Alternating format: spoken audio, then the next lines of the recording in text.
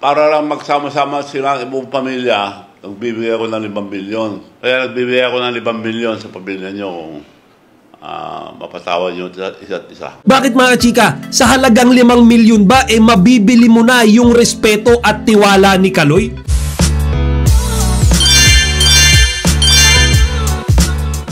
Magandang araw mga kachika, Rigel po ulit ang inyong Chika Patrol. Magandang araw mga kachika, Rigel po ulit ang inyong Chika Patrol. Bago tayo magsimula mga kachika, inaanyahan ko muna kayong mag-subscribe dito sa ating munting channel para palagi kayong updated sa mga latest at nagtitrending ng mga showbiz balita. Tila pati si Chavit Singson ay nakikisawsaw na rin ngayon sa issue ni Carlos Yulo at ng kanyang pamilya. Kasi ba naman mga chika, ilang oras pa lamang ang nakakalipas nang mag-post siya sa kanyang Facebook page at sinasabi niya na willing siyang magbigay ng 5 milyong piso kay Carlos Yulo.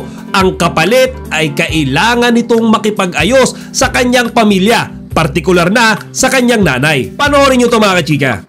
Nag-press release na lang ako para lang magsama-sama sila ang buong pamilya, nagbibigay ako ng 5 milyon. Dahil hindi sa panalo niyang gold na sa Olympic, more on yung sa pamilya. Yung nanay ang kinakausap pa dahil masama loob yung bata. Dahil may away yata na nakaraan. Kaya nagbibigay ako ng 5 milyon sa pamilya niyo kung mapatawad nyo isa't isa. Pero mga kachika, may mangilan-ngilan siguro na natuwa dyan sa proposal na yan ni Chavit. Pero para sa akin mga kachika, yan ay isang napakalaking insulto para kay Carlos Yulo. Bakit mga kachika? Sa halagang 5 milyon ba mabibili mo na yung respeto at tiwala ni Kaloy? Ganun na lang makadali yun. Kung baga susuhulan mo ng 5 million, ang kapalit ay yung i-invalidate niya yung kanyang nararamdamang sakit na tiniis niya ng matagal na panahon. Kasi mga chika, yung pagsasalita dito ni Chavit, tingin ko maganda naman yung intention niya, no, na pag-ayusin yung pamilya.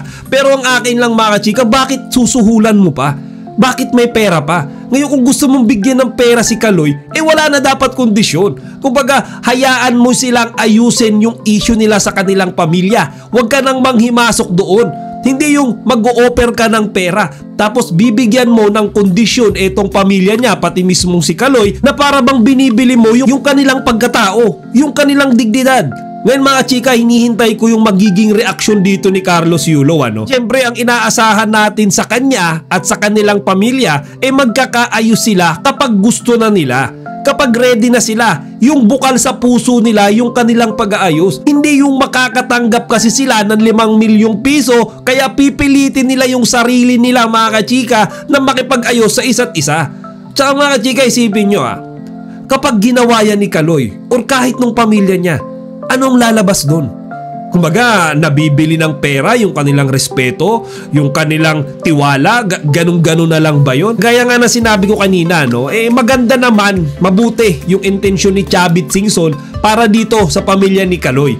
Pero mga chika, hindi naman sana sa ganyang pamamaraan. Hindi yung babayaran mo na parang binibili mo mga chika yung mga taong iyan. Nangyari kasi dito kay Chavit mga chika, masyado pala decision Kumbaga parang kilalang kilala niya si Kaloy tsaka yung family nito Tingnan nyo mga chika, yung imahe na iniwan sa atin ni Kaloy, lahat nung meron siya ngayon, lahat nung tinatamasa niyang mga rewards and incentives ngayon, di ba nanggaling lahat yan sa hard work? Nanggaling lahat yan sa pagsisikap. Yun para sa akin, hindi niya na kailangang dungisan pa yung mga kamay niya para lang magkaroon ng pera tapos meron pang mga kondisyon. At higit sa lahat mga kachika, involve pa yung kanyang pamilya. Ngayon mga chika, marami yung mga netizens na umaasa na dededmahin lang yan ni Kaloy. Kasi hindi mo naman maipagpapalit sa halagang 5 milyon yung mental health mo, yung peace of mind na meron ka. Aanin mo yung 5 milyon kung araw-araw naman meron kang hinanakit, meron kang sama ng loob, hindi ka makatulog sa gabi. Di ba mga chika? At para kay Mr. Chavit Singson na ang objective lamang ay magkaayos sina Kaloy at ang kanyang pamilya. Sana wala nang perang involved. Sana hayaan mo silang makapag-decide sa kung ano ang gusto nila. Huwag mo nang sahulan, huwag mo nang bayaran kasi parang binibili mo na yung kanilang desisyon at pagkatao. Pinakamalala pa nga dyan mga kachika, isinapubliko niya pa iyang ino-offer niya na yan kay Carlos Yulo. O siya mga kachika, hanggang dito na lang muna. Sana huwag niyo kalimutang ibahagi ang inyong mga opinyon dito sa comment section. Chika Patrol signing out!